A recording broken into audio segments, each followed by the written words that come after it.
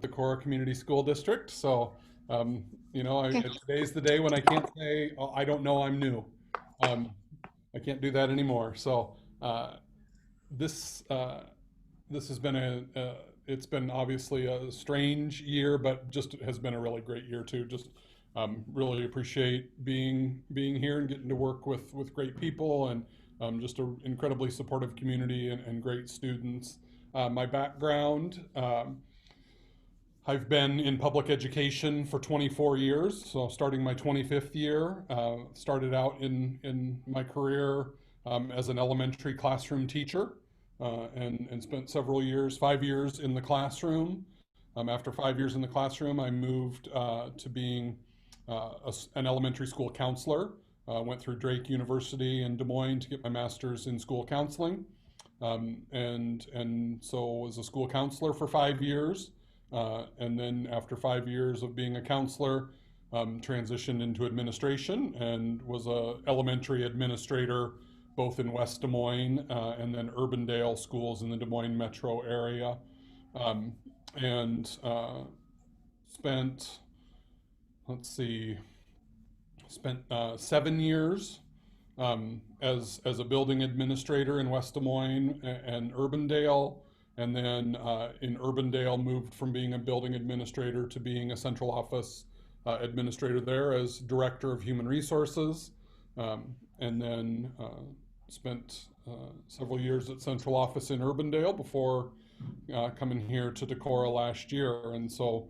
Um, 24 years has flown by in education. It's hard for me to say 24, going on 25, starting 25 years, because it's just gone by so quickly. And but have always enjoyed every role that I've been in. And I'm currently enrolled at Drake University again. I'm in the doctoral program.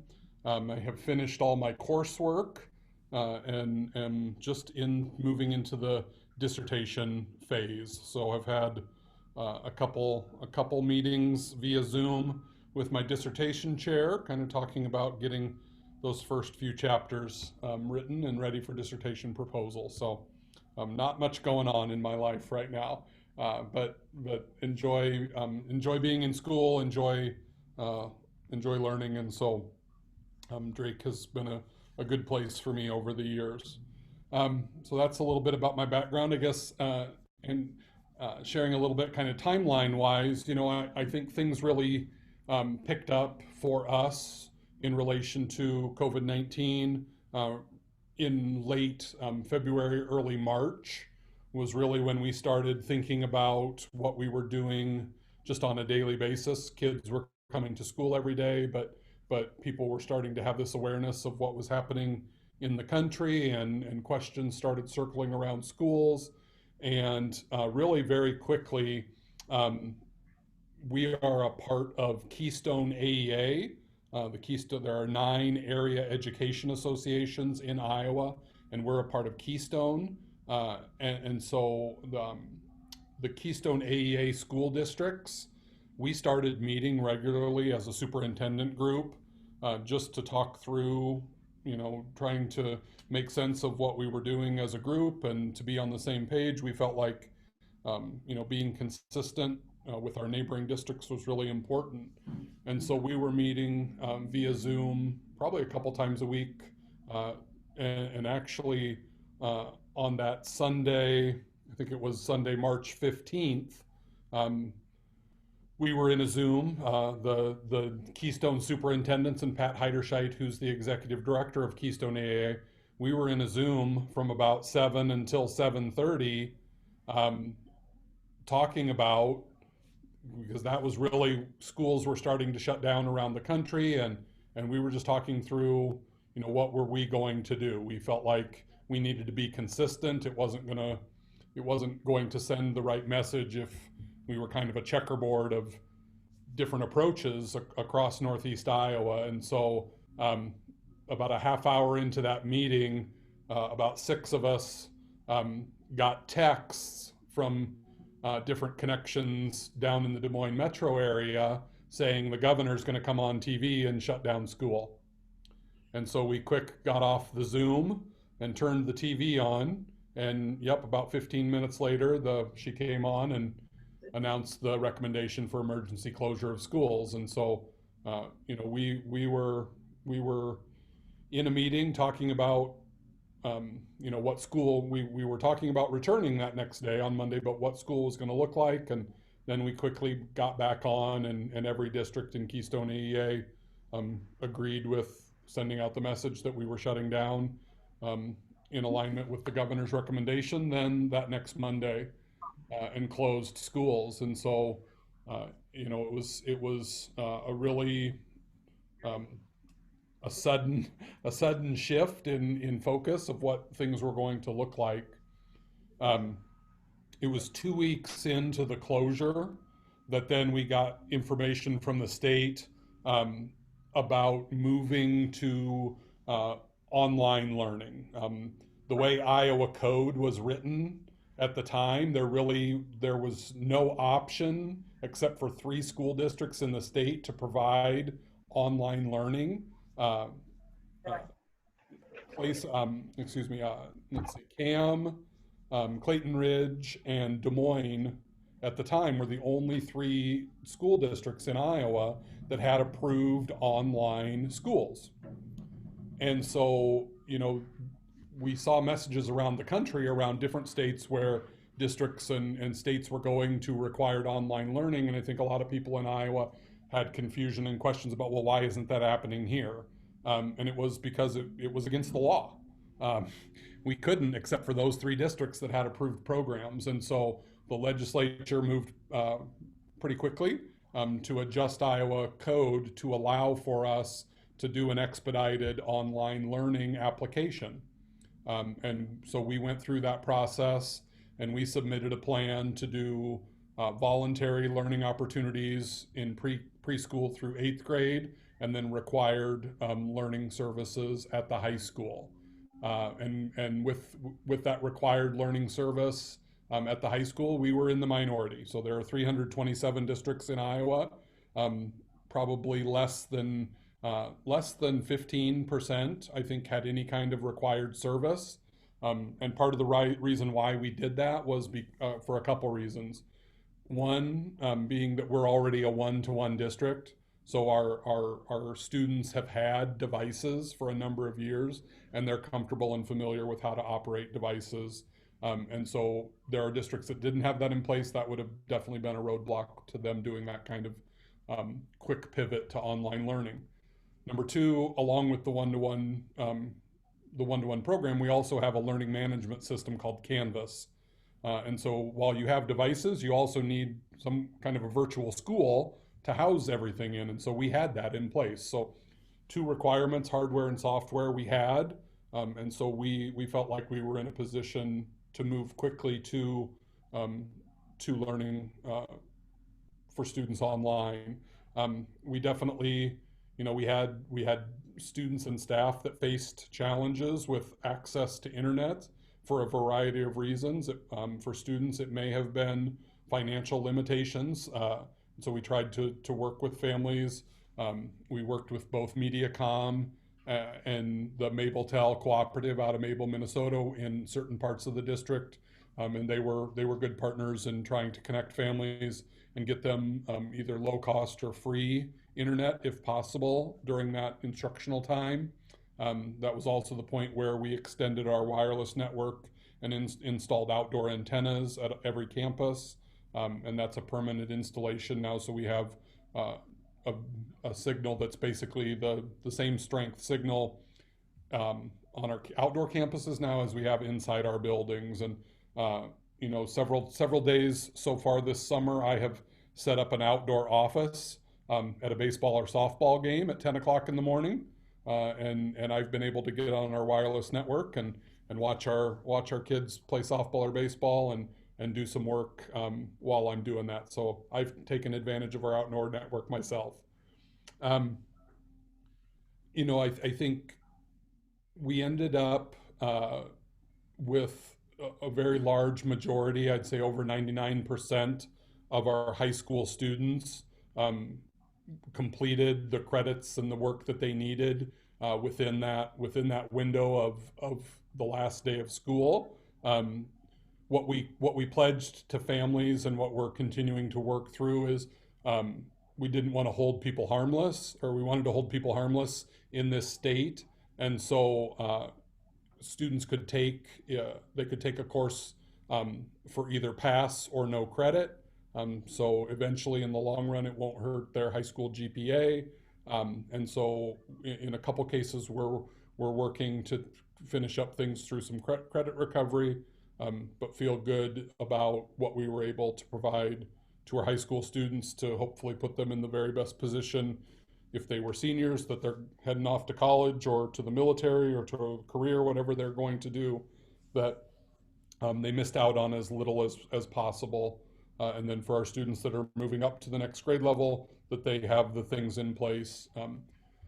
One of the things we're doing this summer as part of our summer work is really trying to identify where some of those potential gaps in teaching and learning may have occurred.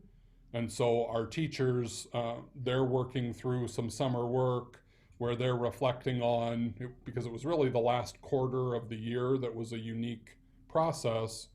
So they're going through and they're identifying by course, by grade level, are there key standards that they really did not have an opportunity to cover well. And so they're identifying that, like I said, by course, by grade level. That information will be passed on to the next grade level, to the next course. And so those teachers who are taking on that next group of students, they can see from the teacher before them, here are things that maybe typically were taught that weren't taught, or things that typically are taught to a deeper level that were maybe just introduced. And so our teachers going into the year, they're gonna have an opportunity to know, okay, are there certain things that we need to reteach? Are there lessons that maybe we wouldn't have introduced at the beginning of the year because we know it's a solid skill that we need to go back to? Along with that standard identification, we'll do some significant, and we always do this, but I think it's even more important in this case. We do a lot of pre-assessment as the school year gets started, identifying where students are in different areas, and then teachers working through that data and moving students forward, really in a standards-based or a competency-based model that not everybody needs the same instruction at the same time, and so trying to be as personalized as possible. I think when you have some pre-assessment, when you have some background information, that becomes easier for a teacher to manage. And so between the gap identifying the work that teachers are doing this summer, and the pre-assessments that we'll have in place as the school year gets started, I think we'll take action in those first few weeks and months of school to identify those gaps and to address them the best we can. And I think one of the things that we've had conversation around is, and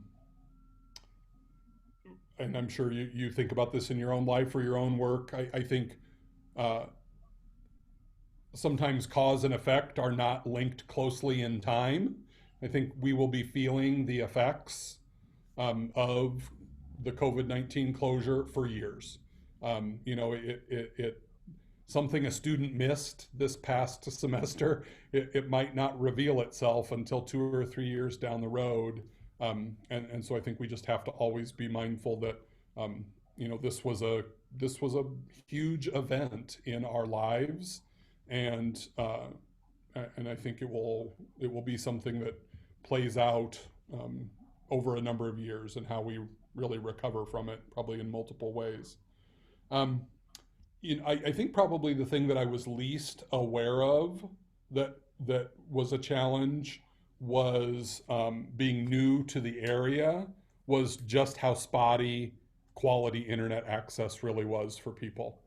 Um, I'd say we had a good at least 10 teachers who live in different parts of the county where having a wireless, a strong broadband signal to do the work like this, like a Zoom meeting, they didn't have it at home, especially if they had kids who were also students. For them to be on a Zoom meeting as a teacher while their child was trying to do work on their device was really, really a challenge. And like I said, being new to the area, I guess I hadn't thought about it until it became this necessity for people. And I suppose it was now about a month ago. Um, Representative Abby Finkenauer's office. She's on the Rural Broadband Task Force, and I think they saw this as a way to strengthen their message. They reached out and invited me to sit in on a Zoom that was broadcast live on YouTube, kind of a roundtable discussion around rural broadband. And so Representative James Clyburn from South Carolina and Representative Finkenauer hosted that session. And it was interesting just to be able to be a part of that and to try and share some of the challenges we were facing as a district and as a community. Um, we have really not slowed down. It doesn't feel like since we said goodbye to kids. We have 9 different committees, subgroups working on return to learn plan. And I think one of the things maybe to point out to this group, one of our return to learn plan groups is a community stakeholder group that includes folks from St. Ben's, Northeast Iowa Montessori, Kinderhouse, Nissy, Sunflower. Right, these are all Crossroads Academy. These are all community partnerships that we have, and so an opportunity to be consistent and to be on the same page. Another one I didn't mention was Head Start. And so we met and we'll continue to meet this summer. This last time we met actually on Monday of this week, Krista Vandenbrink and Sean Snyder with Emergency Management Services and Winneshiek County Public Health, they joined us, and that was really beneficial to be able to ask questions. And every organization started just kind of sharing a 3 to 4 minute summary, kind of the current state of their planning. And we were able to get feedback from Krista and Sean to ask them questions. And so really appreciated them being a part of that conversation. But, like our partnership with St. Ben's, St. Ben's students, we provide transportation for St. Ben's.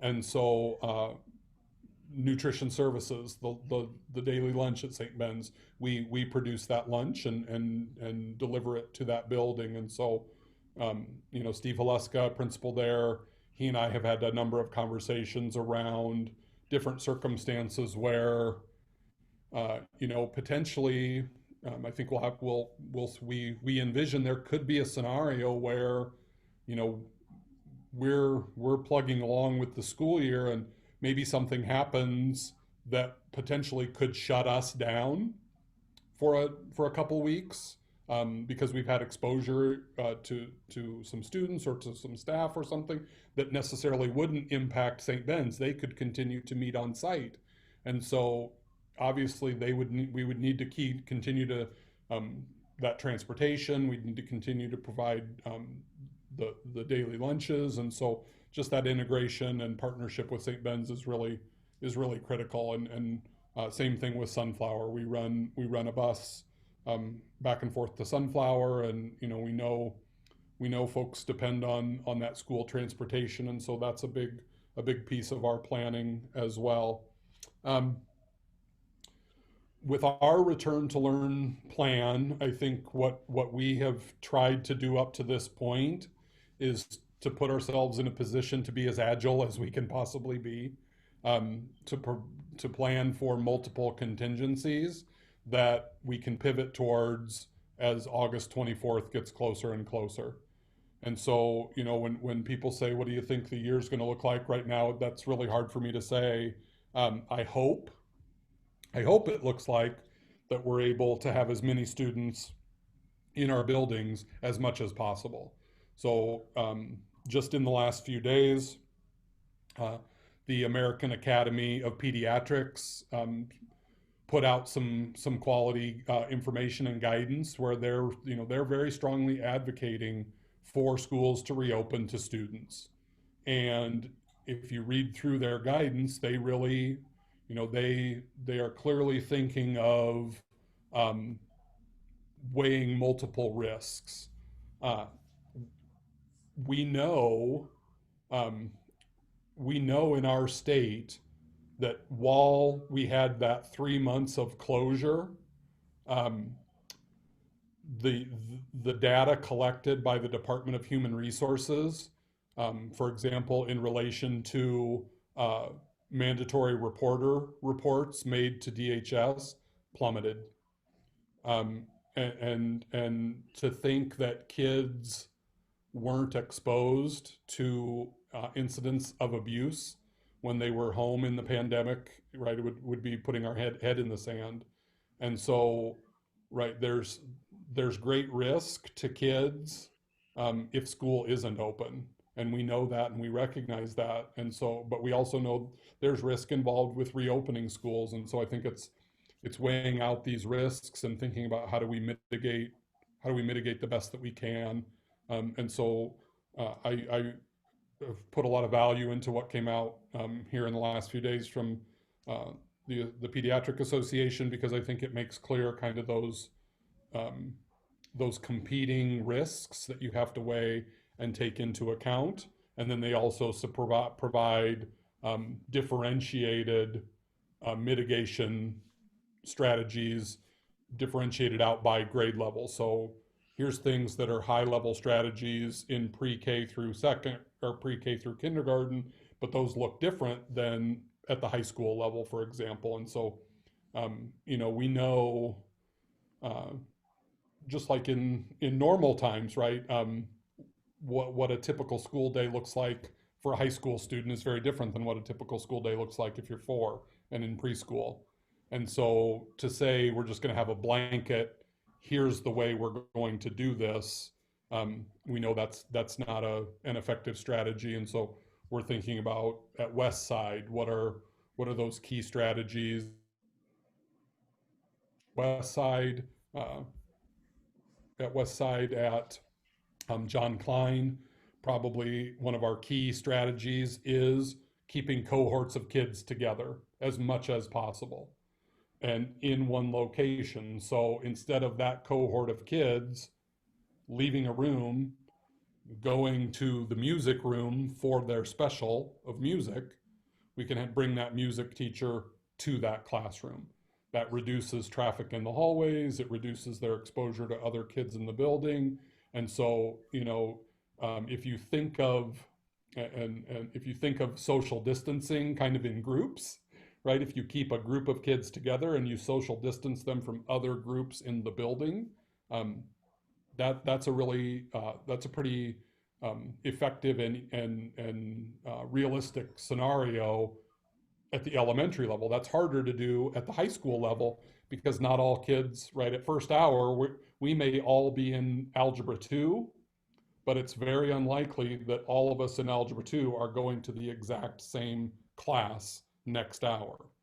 And so it's not as realistic or it's not as effective of a strategy at the high school level to think about that. We'll have to think about um, staggered release times. We'll have to think about, I talked with Mrs. Shepard yesterday. They're really thinking about traffic patterns around the building.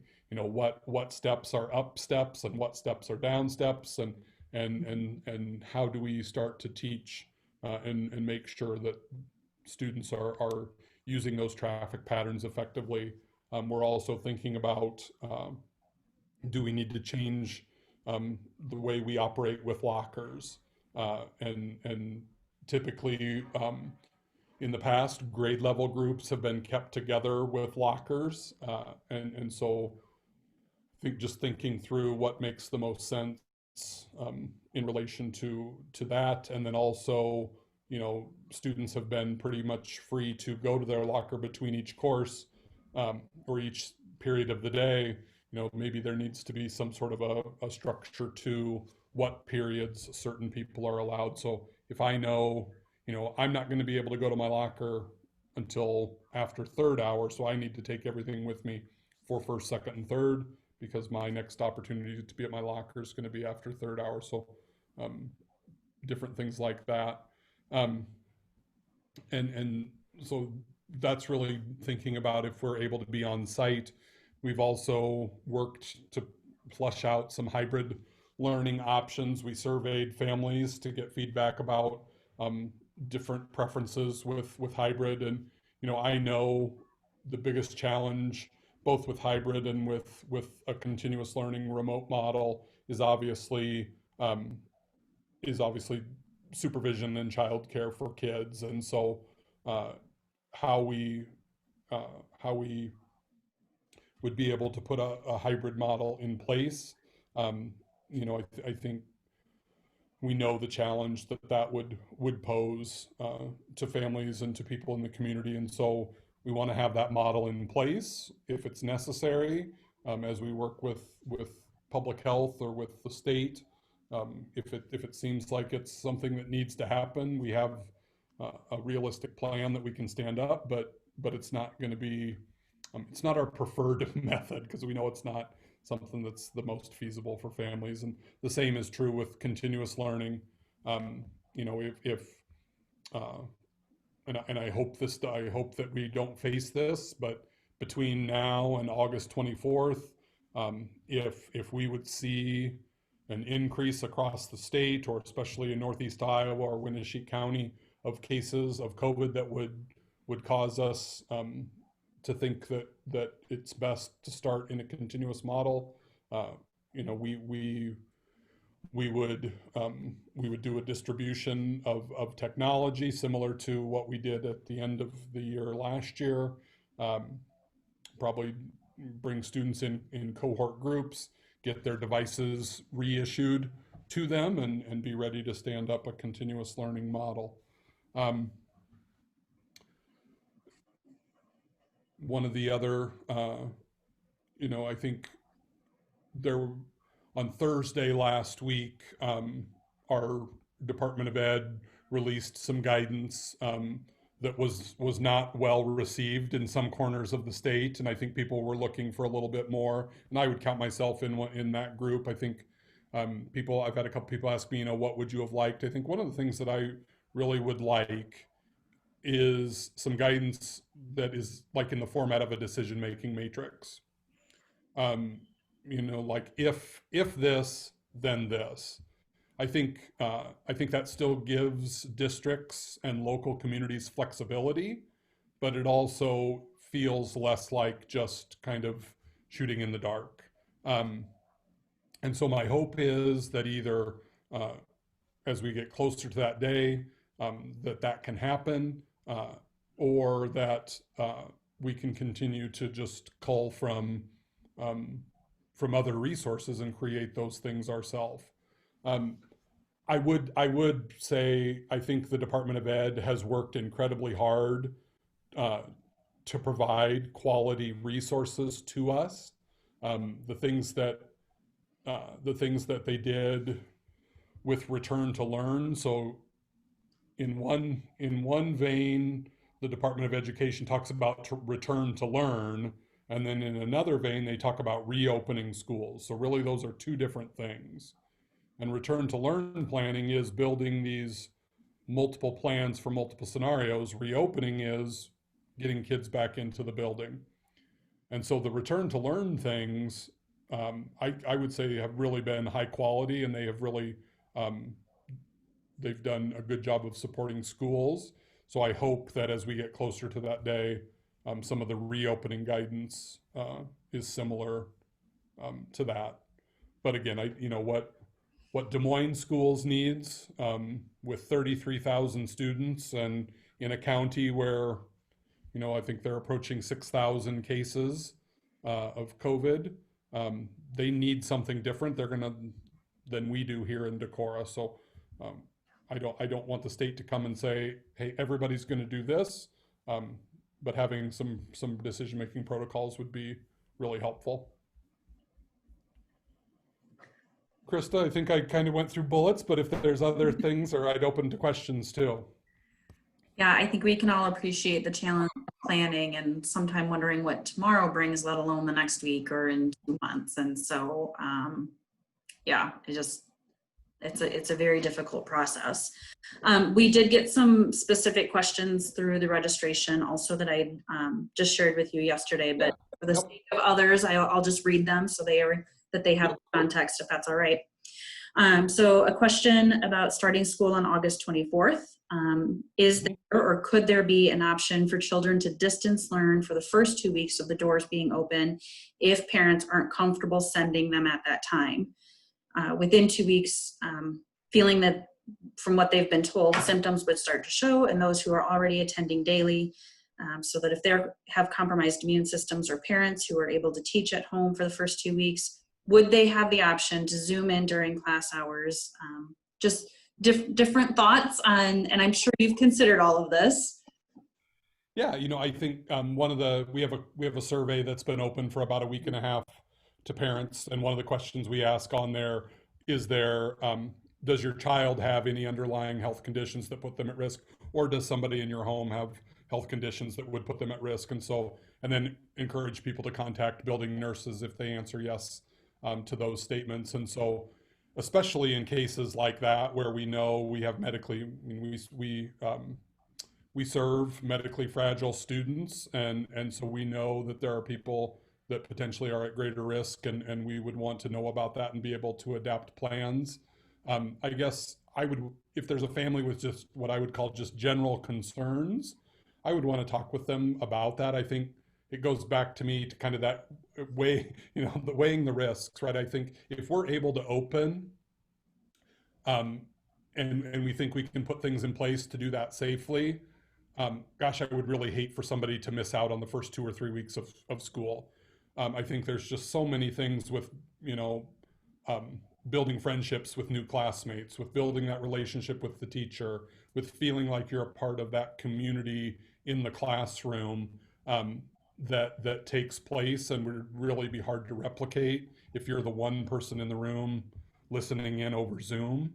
So I understand, I've got a child that will be a 5th grader next year, and I understand being apprehensive about what school will look like, and so I would just want to have that conversation and really be thoughtful about what's the best solution, and talk through, is this more of just a generalized fear or is there really a serious case for why we would want to put some kind of modification in place?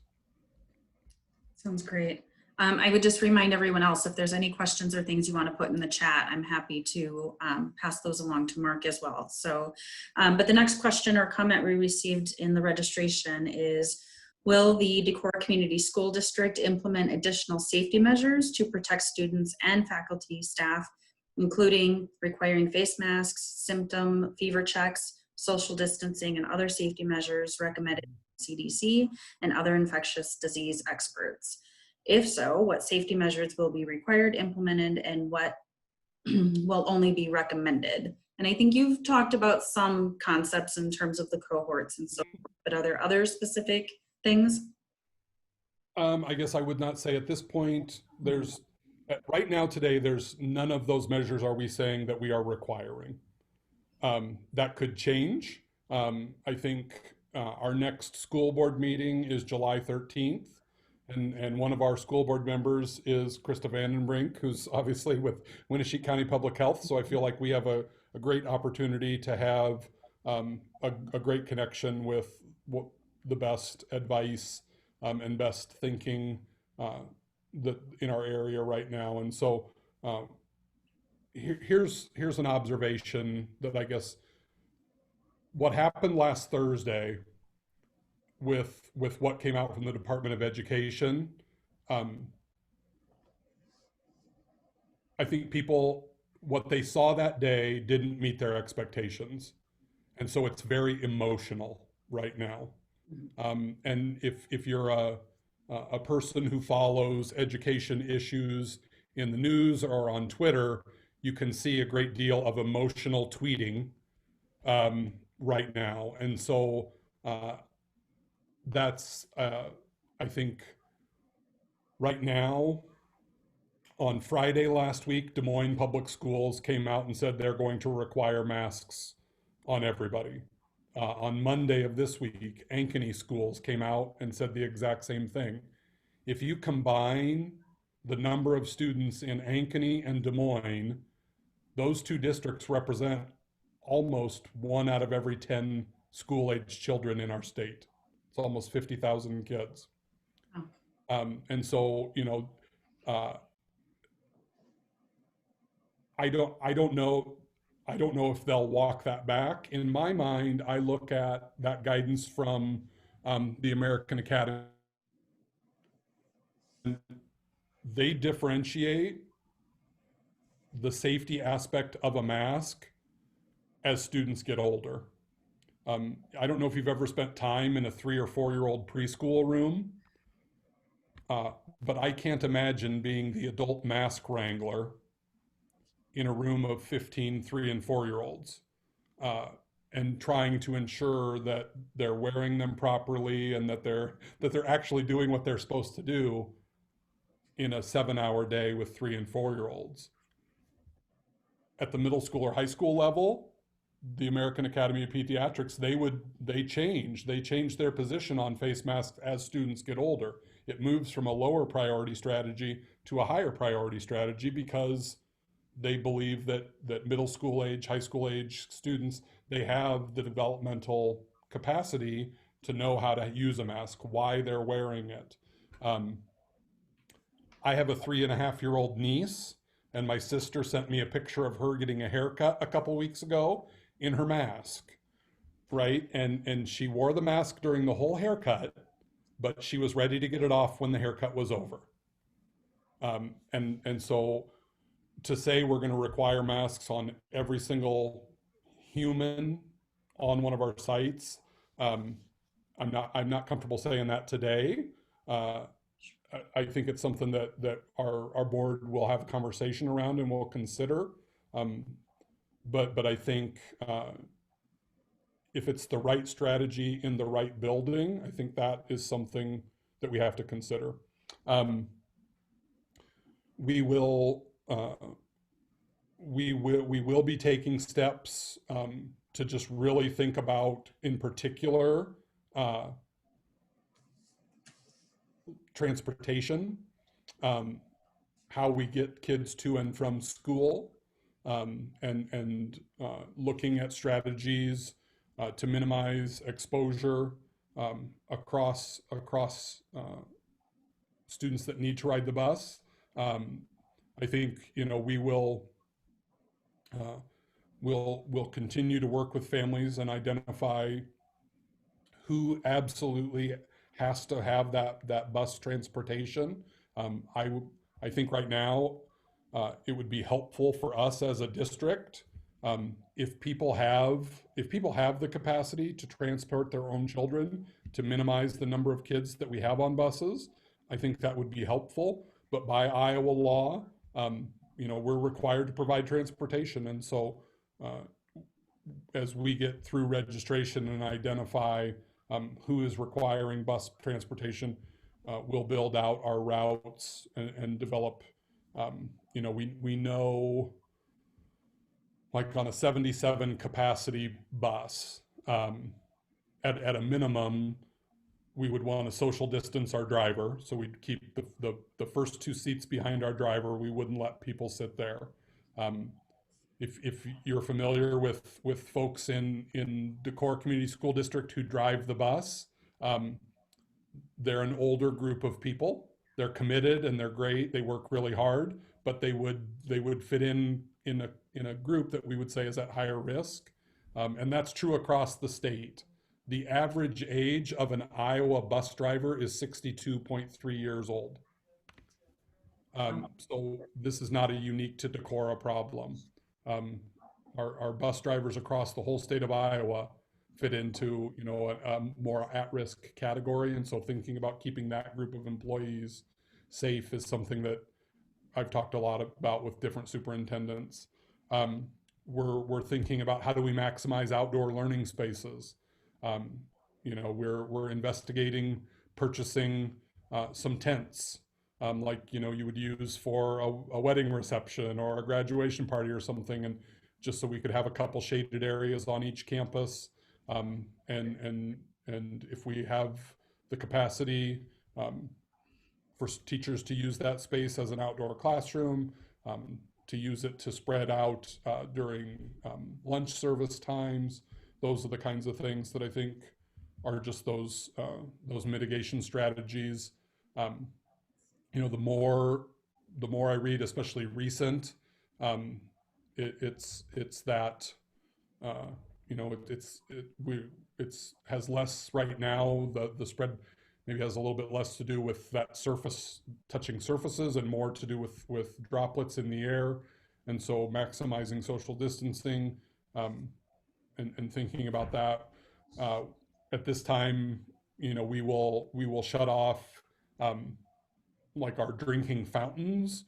We have some of the fountains where, you know, you can put a water bottle in it and fill up the water bottle, but to just have the spigot where people would have a community water fountain, we'll shut that down. And we'll encourage, if people are able to be on site, that they bring their own water bottle, that they use that as a hydration method rather than just that. The other thing that we're thinking and talking about is, you know, we basically have day custodians and evening custodians. And do we need to change our thinking about how we schedule our custodians in order to facilitate some different cleaning? And then, you know, typically we don't outfit our classroom teachers with a lot of cleaning equipment. That's more the duty of the custodian. And but just, you know, the ability for a custodian to be on site and a viable option for wiping down, you know, every desk in the building multiple times a day, that's not going to happen. And so, you know, asking our teachers when it's appropriate, you know, we're going to be, this is going to be a we're all in this together approach. And so it might be a situation where, you know, individual people take a wipe and wipe down a desk as they're entering a space, or it'll be, or thinking about, like at the high school, if we have a classroom that has students in it, that we don't schedule the classroom to be used the very next period, so it can be hit by the custodian. We've also purchased a number for both our buses and for custodians of disinfectant foggers and misters. And so just a way for, it's a battery powered backpack sprayer that has a disinfectant in it that has a 2-minute dry time. A lot of our, you know, like Clorox wipes have a 10-minute, really, if they're going to be as effective as they should be, they have a 10-minute dry time. That's harder to make happen, but something that has a 2-minute dry time, I think we have a better capacity to make that happen. And so, like when a bus goes out right now with baseball and softball, if our driver is taking a bus to Waverly for a baseball or softball game, as kids get off the bus driver is going from the back of the bus to the front, spraying down the bus, and then when they get back that evening after the game, the last thing the driver does again is then hit the bus again with the sprayer. And so similar thing that our custodians would have access to in the building, which is a new tool that we haven't had before. Lots of considerations. Students probably excited for any outdoor learning opportunity, and tents sound great, but we do live in the upper Midwest, right? Exactly. Humidity, rain, eventually snow. Yep. Lots of things to think about. So I think you touched on this next one a little bit, but if people aren't comfortable with safety measures being implemented by the school district, what alternative learning opportunities will be available to students at each grade level? And I might just add on to that, Mark, that because I think families have very different considerations, and I agree with you, there's a lot of emotion in it. What is, along with that sentiment, what is the best way for people to get in touch with you, or is it the building principal? What course of action would you suggest they take? So I guess that people have access to, one is when the Iowa legislature returned in the end of June, they took specific action to reopen the open enrollment window. So typically, if you want to open enroll, you have to have your application in by March 1st. And that would include those 3 approved online schools, CAM, Clayton Ridge, and Des Moines Public Schools. So if a family just, if they felt like they were not comfortable having their child return to a physical school, um, the legislature has opened that open enrollment window, so they could potentially submit an open enrollment to one of those online schools. And actually, there's a 4th one now. Cedar Rapids got a program approved. So now there are 4 fully accredited online schools in the state. Clayton Ridge, CAM, Des Moines, and Cedar Rapids. And is that K through 12, Mark? Mm-hmm. Okay. Yep, K through 12. So that is potentially, what I'm telling people now is not in our district's best interest, because when you do that, the $7,000 that we receive in funding for your child goes to that school. Right? When students that live in Decorah fill out open enrollment to go somewhere else, that money flows through us and we send it off to wherever that person goes to school. But it's an option that's been extended by the legislature that I think is in direct response to those kinds of questions. And so, I think if that's something that a family really feels is necessary for their needs, that's absolutely an option for them to take advantage of. Another option that could be used is, in our district, our homeschool assistance program. So in Iowa, there's opportunities for homeschooling that is done in collaboration with schools or independent of schools. So a family that chooses to homeschool, they don't have to work with us as a district, but they have the option to do that. And so that's through the homeschool assistance program. So we have 2 employees. Between the 2 of them, they're the equivalent of about 1.5 FTE. One works about an 80% contract, and the other a little bit over a 50% contract. And so if families would want to use the homeschool program as a way to at least stay connected to school, but be able to facilitate that learning at home, they could reach out. Kelly Johnson is the primary teacher, and her contact information would be available on our district website, and so those are the first 2 things that come to mind. In a case where, like we talked about earlier, if it's related to some kind of a condition that already has the child, maybe has an IEP, an individual education plan, or it's made them eligible for 504 accommodations, the parents have the right to call an IEP meeting, to call a 504 meeting, and if it's connected to a health concern that puts that child at risk, we would work through a plan that would hopefully, as a team, accommodate those students. One of the things, like we've talked about all kinds of different options, right? There's a tool called a swivel. And a swivel is basically a tool that you hook up to an iPad and you put a microphone on a teacher, and this tool, the iPad it turns into a video camera, and as the teacher's wearing the microphone, the swivel follows the teacher. So right, you could mount a swivel in every classroom in our district, and you could do a live feed, and that camera would follow that teacher around the room, and you could be the eye in the sky watching what's going on in that room. to equip every classroom in our district with a swivel would be $250,000. We are purchasing a dozen swivels, so we'll have some in the district. We have 4 right now, and we're buying 12 more, because we want to make that available, especially like if we're in a hybrid model or a continuous model, because then a teacher could record a lesson, and they could upload that to YouTube, and we have teachers that have already done that.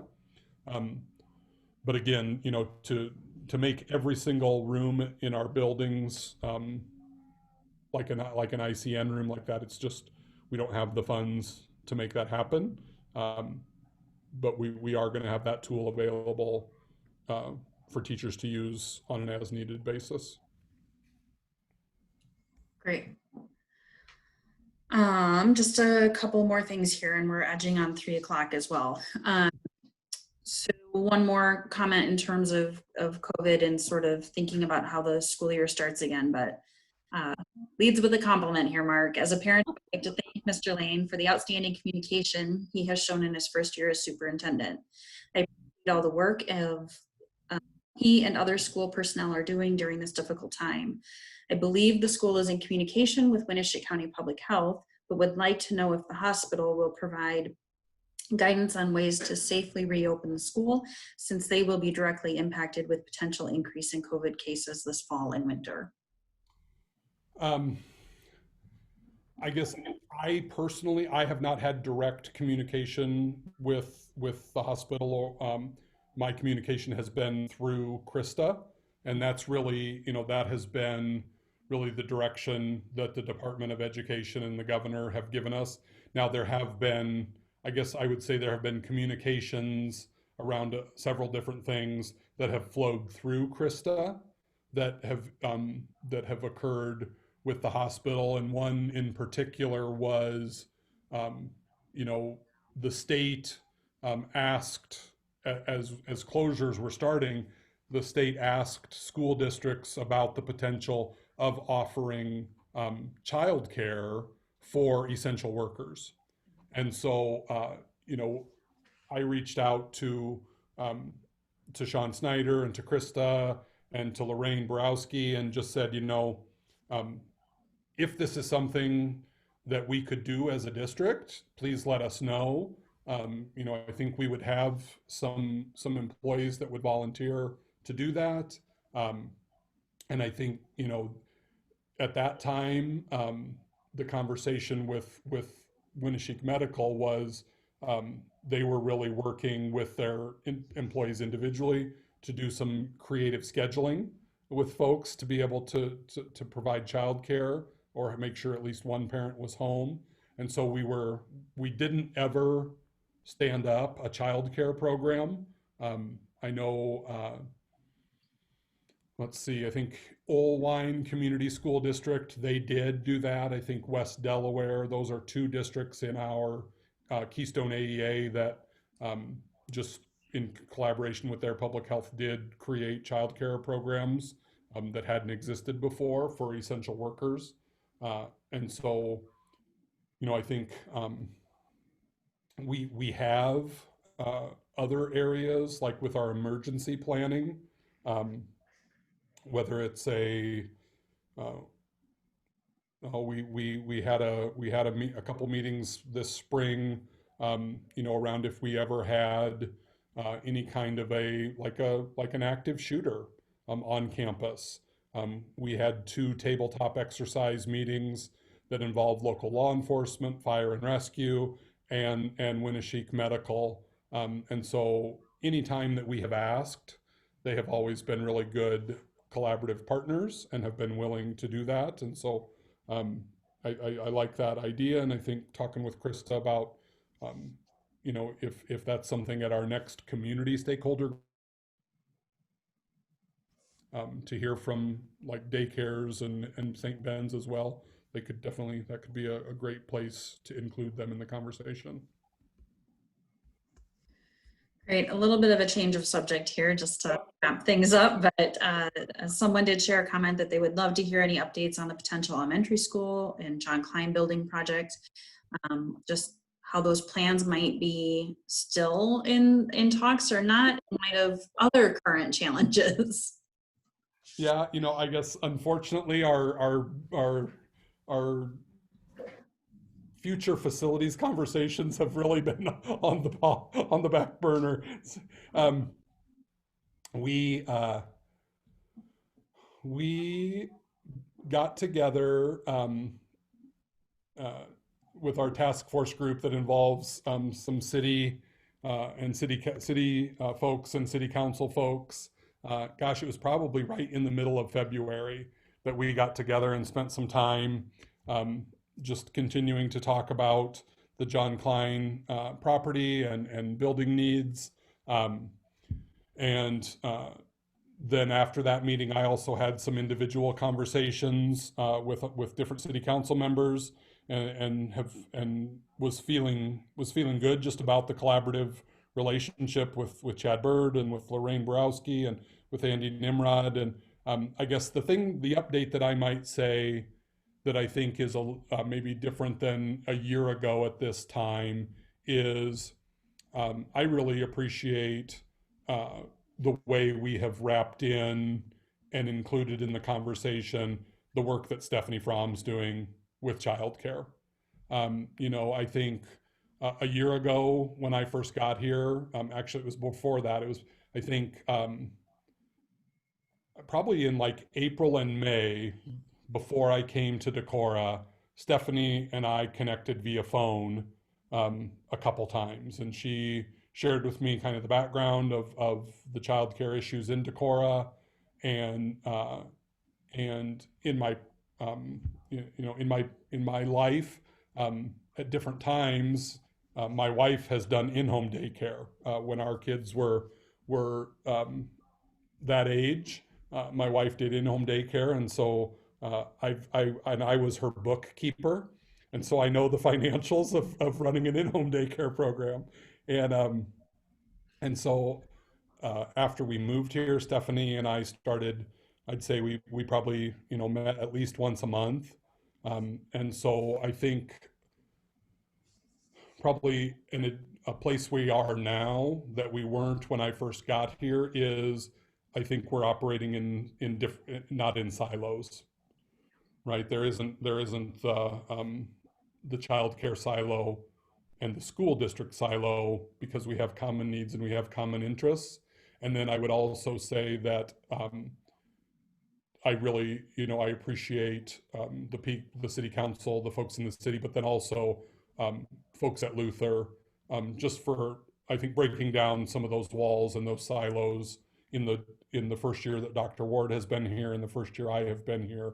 I feel like there's really been a concerted effort to have community conversations. Mayor Borowski worked with Lisa Scott, Dr. Scott at Luther, and put together those community forums during the year. And I think those were great events and great opportunities for people just to talk and get to know each other. And so my hope is that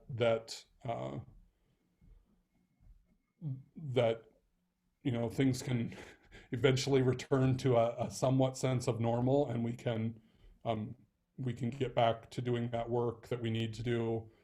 I am thankful, in some ways, I'm thankful that we aren't further down the road than maybe we are, because if you talk to school architects, right, their mindset about what a quality 21st century school looks like is different than it was 6 months ago. And so I think, things that would be included in whatever that new school looks like eventually, our mindset about that is different because of recent events. And what we think about, when we think about school safety, unfortunately for the last 10, 15 years, that has been about, right, keeping bad people out. And that's still part of school safety. But I think our mindset about what is a safe school and what we think about with school safety, this is changing that, and it will impact the way we build schools. Yeah, lots of very complex situations. Definitely. Well, it is 3:00. I don't see any other things in the chat here, but maybe before school starts, we can do something like this again. Maybe via Zoom. I really appreciate your time today, Mark. I appreciate your communication out to the community as a parent of a high schooler. The emails and communication we get is really great. So kudos to your staff for keeping in touch with everyone. And I really appreciate your time today. Yeah, thank you. I appreciate everybody listening in. And I know, this is just another one of those indicators, just people care greatly for our schools and they support our schools. And so it makes it seem like this is achievable, right? So when you wake up in the morning, you're like, oh gosh, what's today going to bring? It's great to know the support that we have and that people have our best interests at heart and we can do this together. Yeah, definitely. I agree. So thank you everyone for joining us today. Stay tuned for any upcoming sessions. And again, maybe we can connect with Mark and maybe some others from the district too, sometime before school starts. So, all right. Thank you. Good 4th of July weekend. Be safe and disconnect a little. So, thanks everyone. Thanks. Thanks, Mark. You bet.